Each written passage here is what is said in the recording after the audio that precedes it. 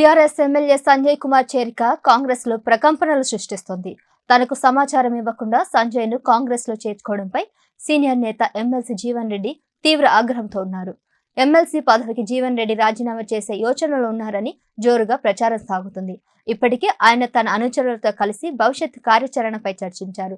40 ఏళ్లుగా గౌరవప్రదమైన రాజకీయాలు చేశానని, వ్యక్తిగా గౌరవం లేనప్పుడు ప్రజా జీవితం ఎందుకని జీవన్ రెడ్డి ఆవేదన వ్యక్తం చేశారు. అటు జీవన్ రెడ్డిని ఉజ్జగించడానికి కాంగ్రెస్ నేతలు తీవ్రంగా ప్రయత్నిస్తున్నారు. తాజాగా డిప్యూటీ సీఎం భట్టి విక్రమార్క, మంత్రి శ్రీధర్ బాబు కలిశారు. ఎలాంటి నిర్ణయాలు తీసుకోవద్దని కోరారు. అయితే వారి బుజ్జగింపులకు జీవన్ రెడ్డి లొంగే పరిస్థితి కనిపించడం లేదు. ఎమ్మెల్సీ పదవితో పాటు కాంగ్రెస్ పార్టీకి రాజీనామా చేసేందుకు జీవన్ రెడ్డి ఫిక్స్ అయినట్లు కూడా తెలుస్తుంది.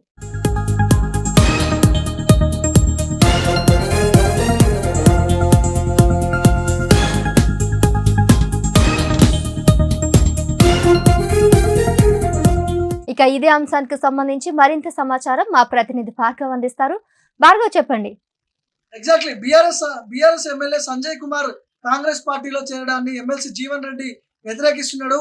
నా కాన్సెన్సీ, నేను అక్కడ ఉన్నటువంటి నేతను కాబట్టి నా పర్మిషన్ లేకుండా, కనీసం నాకు ఇన్ఫర్మేషన్ లేకుండా పార్టీలో ఎలా జాయిన్ చేసుకుంటారంటూ కూడా జీవన్ రెడ్డి ఆగ్రహం వ్యక్తం చేస్తున్న పరిస్థితి చూస్తా ఉన్నాం.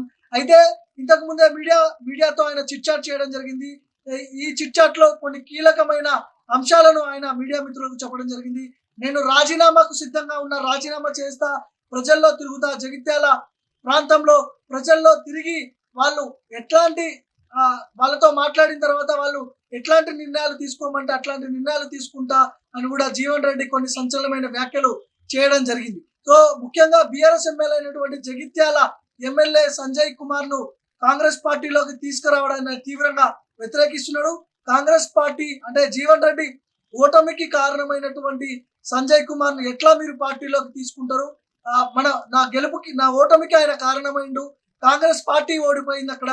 సో నేను పార్టీలో చాలా విధేయుడిగా ఉంటాను, చాలా సీనియర్ నేతగా ఉన్నా, నాకు ఇన్ఫర్మేషన్ లేకుండా, నాకు తెలియకుండా పార్టీలో ఎట్లా తీసుకుంటారు అనేది ఆయన పెద్ద ఎత్తున ముందుకు తీసుకొస్తున్నాడు. ముఖ్యంగా ఎమ్మెల్సీ జీవన్ రెడ్డి రాజీనామా చేస్తున్నట్టు కూడా ఆయన చెప్పడం పార్టీలో తీవ్ర కలకలం రేపింది. ఈ నేపథ్యంలోనే ముఖ్యమంత్రి రేవంత్ రెడ్డి రాష్ట్ర కీలక నేతలకు, మంత్రులకు ఫోన్లో మాట్లాడడం జరిగింది. ఖచ్చితంగా జీవన్ రెడ్డి ఇంటికి వెళ్ళండి, పరామర్శించండి, ఒకసారి మాట్లాడండి, జీవన్ రెడ్డి ఏమనుకుంటున్నాడు, ఖచ్చితంగా ఆయన రాజీనామా చేసే ప్రసక్తే ఉండకూడదు అంటూ కూడా ముఖ్యమంత్రి రేవంత్ రెడ్డి మంత్రులకు కావచ్చు, రాష్ట్ర నాయకులకు కొంతమందికి ఇన్స్ట్రక్షన్స్ ఇచ్చినట్టు కూడా తెలుస్తా ఉంది. ఈ నేపథ్యంలో మంత్రి శ్రీధర్ బాబు, డిప్యూటీ సీఎం భట్టి విక్రమార్క, షబ్బీర్ అలీ వీళ్ళందరూ కూడా జీవన్ రెడ్డి నివాసానికి రావడం జరిగింది. జీవన్ రెడ్డిని అంటే నచ్చ చెప్పే దిశగా కూడా వాళ్ళు ప్రయత్నాలు చేశారు. కానీ అక్కడ జీవన్ రెడ్డి మాట వినే పరిస్థితుల్లో లేడని కూడా తెలుస్తా ఉంది.